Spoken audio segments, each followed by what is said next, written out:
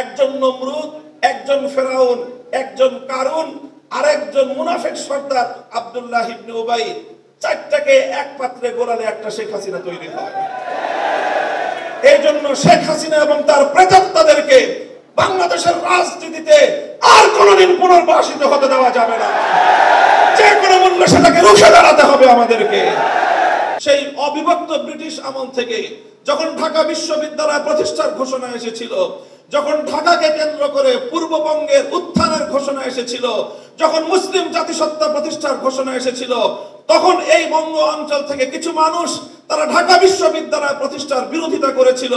তারা ঢাকাকে কেন্দ্র করে পূর্ববঙ্গের উত্থানকে ঠেকিয়ে দিতে চেয়েছিল, যারা মুসলিম জাতিসত্তার বিরোধী ছিল। এই ঐতিহাসিক ধারা সেই ব্রিটিশ আমল থেকে চলে এসেছে। আর এই ধারায় এইভাবে দুটি ধারা প্রতিষ্ঠিত হয়েছে, সংঘাত চলেছে, লড়াই চলেছে।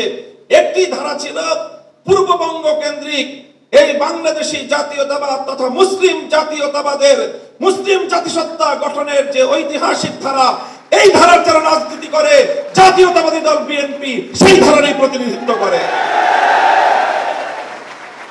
কাজে বিএনপিকে যেমন এই কথাটা মনে রাখতে হবে, যারা বিএনপির সমালোচনা করে তাদেরকেও এই কথাটা মনে রাখতে হবে।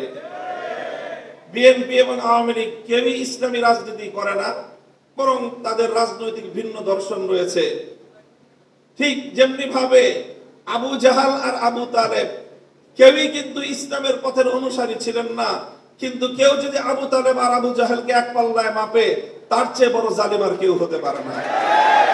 আমি মনে করি ইসলামী রাজনীতির দৃষ্টিকোণ থেকে বিএনপি আবু তালেবের ভূমিকায় আর আওয়ামী লীগের আগাগোড়াই ভূমিকা হলো আবু জাহালের ভূমিকা।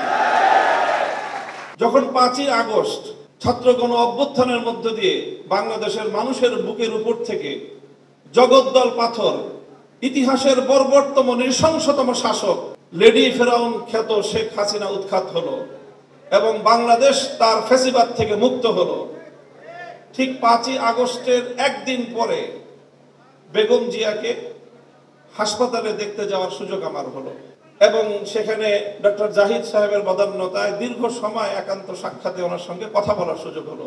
আমি বিস্ময়াভিভূত হলাম। তার সঙ্গে প্রায় আধা ঘন্টার মতো আমার কথা হলো।